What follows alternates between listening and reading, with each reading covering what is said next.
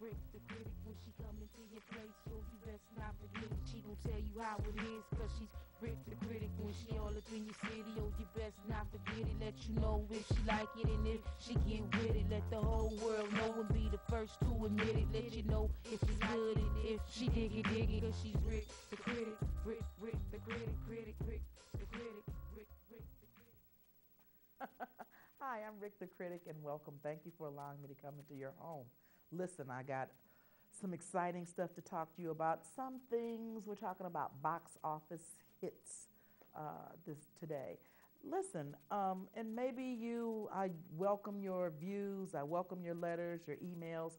Listen, and maybe it's me that I'm just kind of struggling with this. This year, we had, 12 years of slavery. Then we had, I think last year we had Django. And then we had another slave movie. What is it with the slave movies? And this is my question to you. I mean, is it one of those things where we need to continue to see it, to know where we came from, or to know our place? Or are they saying that when people come in, they get very sympathetic and say, oh, that's been done to African American people and how sad it is? I need to really know, because I'm having a real tough time with all the wonderful movies that are out there for us to see that would encourage and enhance our well-being, also be a very good things for our children to see. What's with all the slave movies? And then I saw The Butler. I mean, give me a break. I mean, it first comes on, this man takes his wife and rapes her, and then he comes out and the man says, hey, and he shoots him in the head. I mean, really, come on. And the whole time that he's in the White House, he's serving these people. He doesn't get a decent pay. He's really treated like a second-rate citizen in there. I don't know where. Someone said to me before I saw the movie that he was inspiring to the presidents and that he gave them a lot of insight. I didn't see that. The only thing that I saw was that he was fighting one thing and his son was fighting for something else. And what his son was fighting for, I mean, his son was getting spit on, beat on, thrown in jail, the whole bit. I mean, he went through the whole thing to prove a point. And his father is in the White House serving the presidents. Go figure. So, okay, and then I'm confused. And then I heard a statement the other day. I'm talking to someone, and everybody loves Oprah. Everybody. Oprah. It's like, oh, God, I mean, give me a break. The first thing that Oprah says is that if all these people that have all these prejudices, if they would just go, they just need to go somewhere and die. Well, why? And we're talking about one of the richest African American women in the world as a billionaire. She's one of the first African American and the first African American woman to be a billionaire, according to Forbes magazine. Then why does she keep making these slave movies?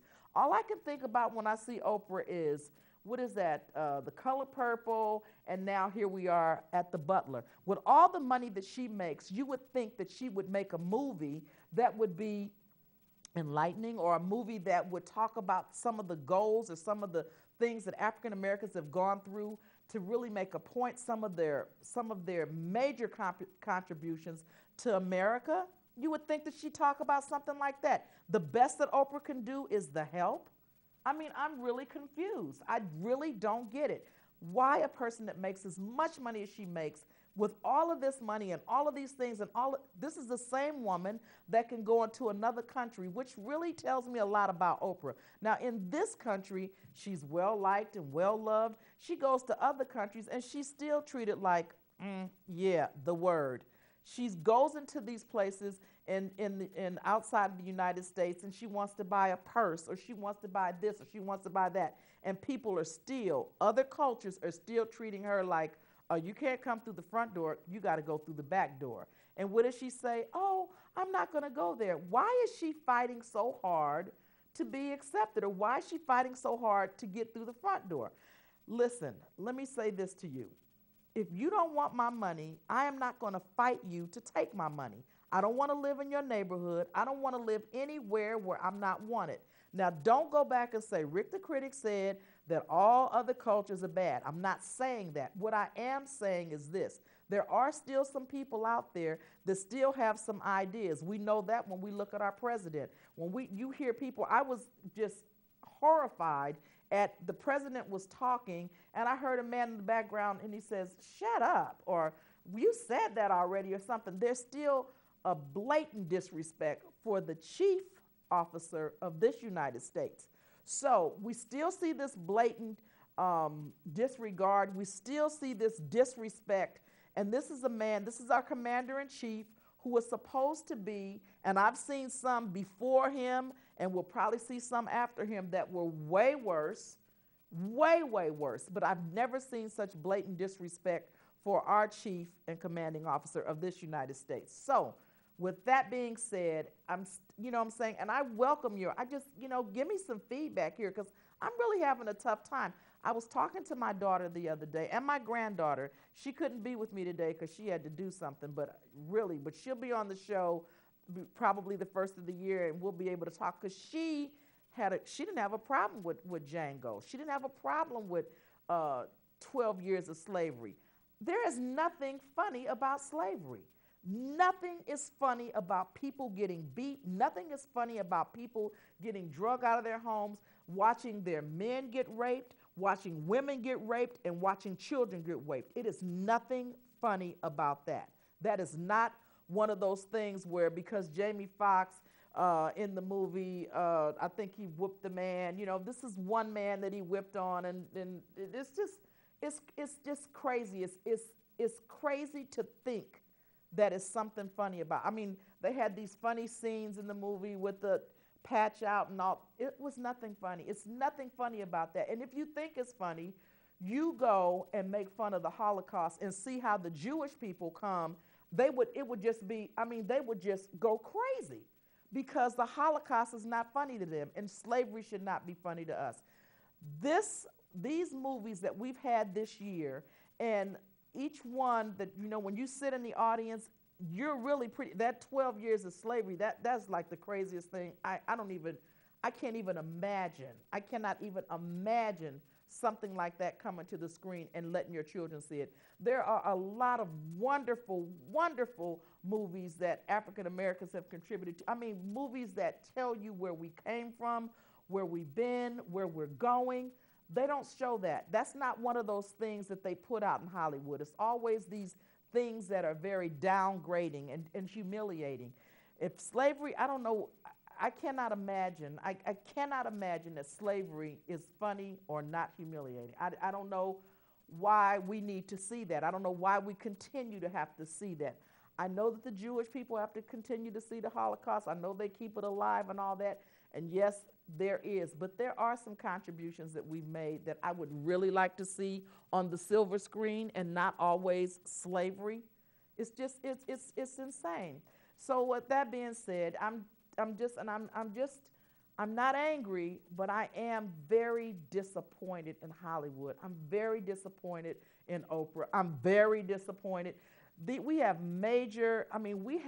African Americans that are making more money than they've ever made. We have athletes, we have entertainers, we have film producers that make quite a bit of money.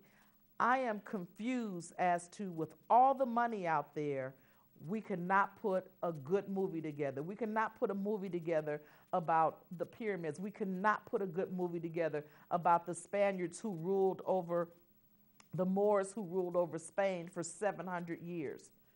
We don't talk about that. We don't talk about how the Spaniards came to this country and actually taught people. When you see corrals and you see houses and corrals separated, the Moors came here and taught the culture how to separate themselves from dogs. They were living with animals. And we came here and we separated. We said, no, you don't sleep with your animals. You don't kiss your animals in the face. Your animals sleep here and you sleep there. We're responsible for that. When you see different things, I don't even want to talk, forget about the traffic light, forget about all of those things. When you're talking about arithmetic, when you're talking about math, you're talking about black people. You're talking about the person that came here that went back and learned mathematics from black people. You're not talking about the German that came and said he's responsible for. No, it's not so. And all of these things are not. I mean, you can look these things up. You can go to your library. You can go to the library. You can pull books out. No, not all of them are labeled African Americans, and this is the. Not all of them are labeled like that. A lot of them have the name of the person, and you just don't happen to know that they're black. Black people, wake up. You're going to have to wake up. You're going to have to start teaching your children about their heritage, teaching them about their culture, teaching them their worth. If you continue to look at something long enough and you think it's right, that's what you're going to believe. You're going to believe it's right, and it's not. Start to read. Start to read with your children. Sit down at night, open up a book, read with your children. Stop watching Oprah. I'm so tired of this Oprah saga. I'm tired of it. Oprah gives away, oh, Oprah's giving away a car. Oprah's giving away, listen, Oprah has a nonprofit foundation, and everything that Oprah gives away is given to her. It's all tax deductible. It's not like she's giving anything. The more money you make, the more money you need to spend, okay? So it's not rocket science. It's not like she's just this big, big giver and she's just giving away all her money. Everything that she gets is donated to her. The people that give it to her get a tax write-off. They get the tax write-off. They get the glory of, this is what, you know what I'm saying, we did this for her, and she gets the glory of saying, and I gave it to you, okay? So you and I can do that. Anyone can do that. That's not a big deal. You can set up a nonprofit and you can give away stuff just like Oprah if that's your desire. But please, please, please, I get so tired, and not just Oprah, Ellen, all of these, oh, Ellen gives away this. No one is giving away anything. No one is giving away anything. Everything is accounted for. If I give Ellen something, Ellen gives me a letter. I get the tax write-off. Ellen gets the glory of saying she gave it away. End of story. She just doesn't have to pay for it. You and I can do that. Anybody can do that. Anybody can have a nonprofit and go and solicit for donations and that. Anybody can do it. It's not a big deal. So I get a little tired of this. Oh, they give away. I saw someone on television the other day talking about Tyler Perry gave away $1 million to T.D. Jakes for this new thing. And listen, don't get me wrong. I am not saying that I have a problem with giving. Not at all. This is the season to give. It's the holiday time, and listen, I'm gonna wait. I've got to go. We're gonna go to a commercial break. Get your soda, get whatever you need. Come back and see you in 1 minute and 1 second.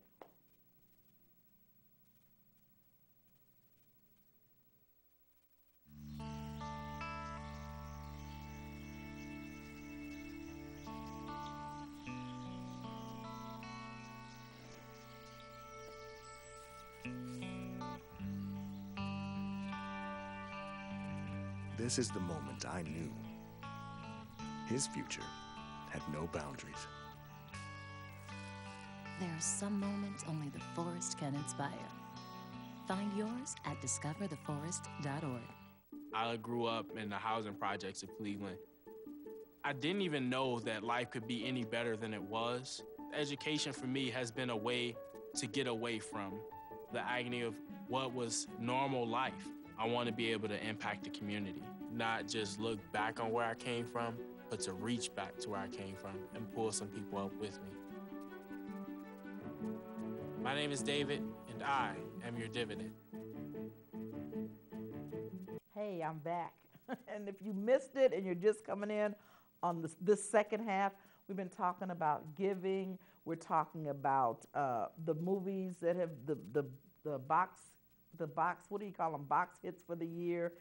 We're talking about those, talking about Django, talking about 12 years of slavery. And let me say this to you, because the mindset of the whole psyche of the whole thing, this 12 years of slavery, this guy was a performer, and then, you know, he went somewhere and he was mistaken for a slave. Now, he was a free man. He was mistaken for a slave, and they took him and they beat him and they kept him for 12 years.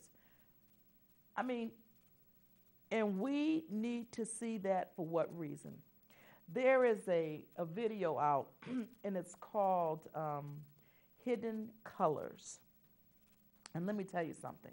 It is an excellent, excellent DVD. It's a part 1 and a part 2.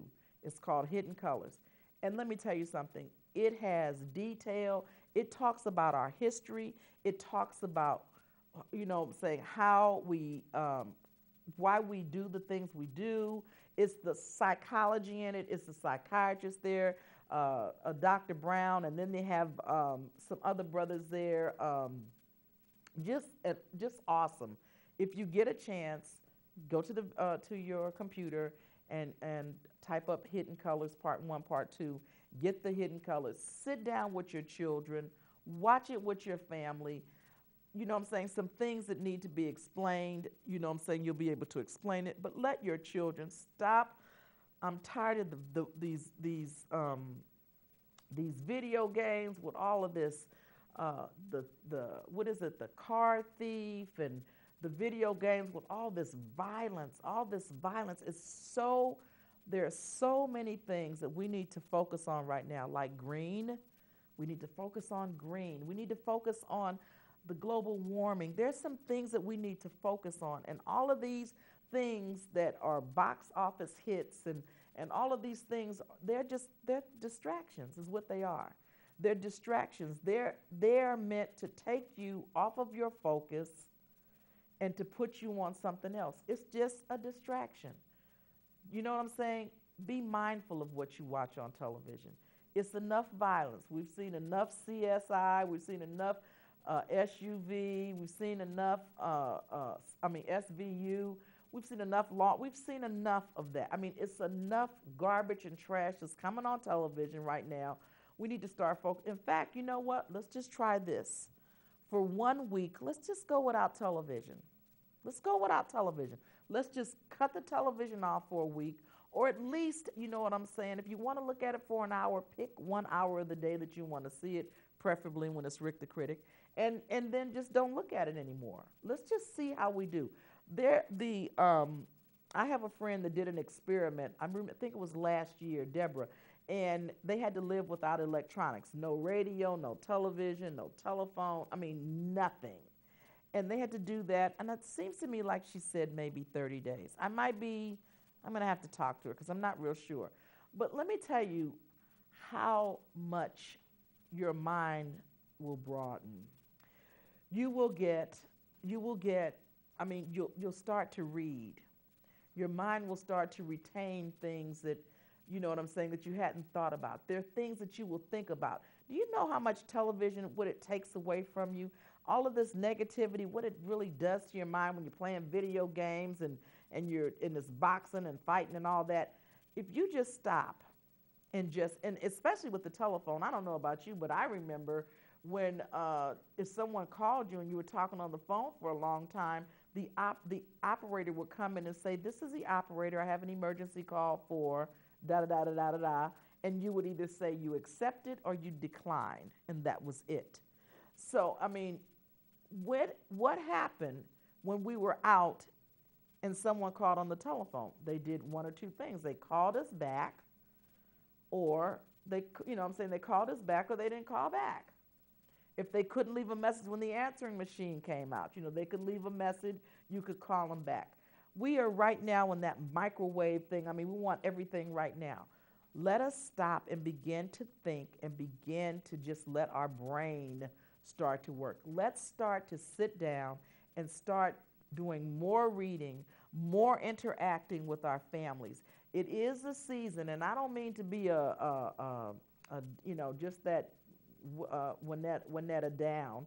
That's not what I'm trying to do. What I am trying to do is shock you into thinking. I want you to start thinking about the things that you spend your money on. You don't need to spend, $15 to go to ArcLight or $18 to go to ArcLight to see 12 Years of Slavery. Really? There are some positive things going on. There's a lot of good magazines out there, a lot of good books. The Futurist Society is meeting next year, I believe, in Chicago. Start saving up your money to go and find out what's happening in the future. I mean, they're talking about things as far as 2070. Okay, some of us might not be here, but some of us will be here. Let's see what's going on in the future. Let's see how we can help. Let's see if we can do our part to make this a better future. There's a lot of good information out there. But if we've got our mind focused on television, got our mind focused on, and every time you turn on the TV, it's always bad news. It's always gloom and doom. The news is probably one of the worst things that I've ever encountered. I mean, it's always about who got shot, who got killed, da-da-da-da-da-da. Enough. Let's start to do more reading. They're really trying. I mean, you can take your Kindle out and you can Google and get some things, but you know what? It's nothing that feels better than just a good book in your hand and you just open it up and just begin to read. You'd be surprised how much your brain would retain just holding a book and just reading. And a Kindle is okay, you know, it's okay, but I just like books. I like reading books. So this year, let's make a conscious effort. This is the last show of the year for me, and next year I want us to all be on the same page. Let's do more reading. Let's do more, just more unity, more things with our family, more things with our children, more things, you know what I'm saying? Interact with your husband more, interact with your children more, interact with your wife more. You know what I'm saying? There are some family things that you can do. Yes, sometimes money is a little tight, but never, never, never, never, never too tight that we can't, come together. Save some money this year. Save some money and take a trip. Go to Europe. Go to Brazil. Go to South America. Just go some places. There's a big, big world out there. And if you sit there and your mind is just sucked up with just television and radio and computer, you're missing out on quite a bit. The Olympics will be in Brazil, I think 2016. Start planning to go and see that, where you'll be able to intermingle with other people. There's some things going on in Chile. There's some things going on even in the upper northern part of Brazil. There's some things going on in China. There's some things going on in Saudi Arabia. There's some things going on all over the world. Things going down in Israel. There's a lot going on, and it's not that expensive, people. It's not that expensive to travel. You can go to Sears, and you can put a vacation on layaway. Yes, you can. You can call Sears up. You can put a vacation on layaway. So how about you can put cruises? I mean, you can find cruises at a certain time of year, like at the end of the year, and I would say their hurricane season, I think, is October through maybe January or something like that on the cruise ship, and they say hurricane, but it's not that big. You can get on the cruise ship, take your children. We're only talking a couple of $100. Take your children. Go to Mexico. See the culture there. No, what you see here in California, the Latinos and the Mexican Americans that you see here, they're more Americanized. Go to Mexico. It's a wonderful experience. Talk to the people. Get into the culture. There's a lot of things going on out in this world, a lot of things. And me, Rick the Critic, I would love to be able, when we talk and see each other on the streets, that you would be able to share those experiences with me and say, Rick, you know what? I heard your program and I thought about what you said, and I'm going out. There is a big world out there, and you will find, especially my African American brothers and sisters, you will find in other countries that you are loved, and they've got your statues there. They've got a lot of your paintings there. They've got a lot of your books there, a lot of things. The history is very rich when you get outside of this country, and you need to do that, but you can't do it if you don't travel. Start taking little steps. Some people say, oh, I don't like to fly. If God meant for us to fly, he would give us wings. No, that's not necessarily so. God gave man the wisdom to build a plane, to allow us to get on that plane and fly to different countries, different parts of the world. Go to Africa. Go to Egypt. Egypt is in Africa. Morocco. There's a whole big world out there. And let me tell you something, in case you didn't know, you can go to Ghana right now as African Americans. The president of Ghana has let us know that he is very, very sorry for his ancestors sending our ancestors to America to get into slavery. So what he has promised is that any African American that comes to Ghana, that they can have they can have land.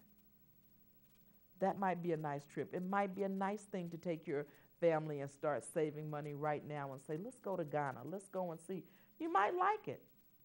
And don't be fooled by all the little faces with the flies and all of that. That's not Africa. That is not all Africa. Africa is a very beautiful place that you'll soon see. Listen, I am probably, and I am running out of time, but I have thoroughly enjoyed coming into your home and talking to you about this, that, and the other. I've given you things to think about. I've given you things to talk over with your family. Next year, let's be able to share and talk about where we went this year or where we're planning to go this year. Let's start to travel. Let's start to broaden our minds. Let's just stop being so narrow, and let's take our kids off the television. Let's take our kids off the Game Boy and the Xbox and the PlayStation 3. Let's take them off of that and instead put something on their minds that will enrich their minds, and when they come back, they'll be able to share with their friends and share with their families just where they've been. It's very, very important. Traveling is a very important part of our lives, and we need to get back to it. Our ancestors traveled all over this world, in and out, I mean quite a bit. So we need to start doing the same. Listen, I'm Rick the Critic. I've had a wonderful time with you, and I thank you so very much, and I look forward to seeing you next year and us talking about all the things that we learned last year and all the new things that we're coming into the new year with. I'm Rick the Critic, and I'll see you next week.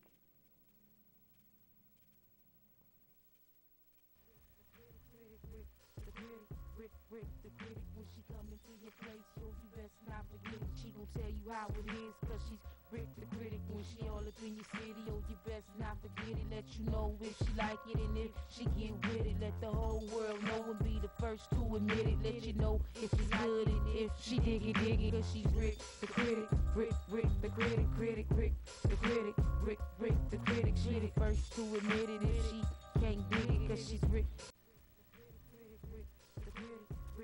the Critic. When she come into your place, so you best not forget it. She gon' tell you how it is, cause she's Rick the Critic. When she all up in your city, oh, you best not forget it. Let you know if she like it, and if she get with it, let the whole world know and be the first to admit it. Let you know if it's good and if she dig it, cause she's Rick the Critic. Rick the Critic, Rick the Critic, Rick the Critic. She the first to admit it if she can't dig it, cause she's Rick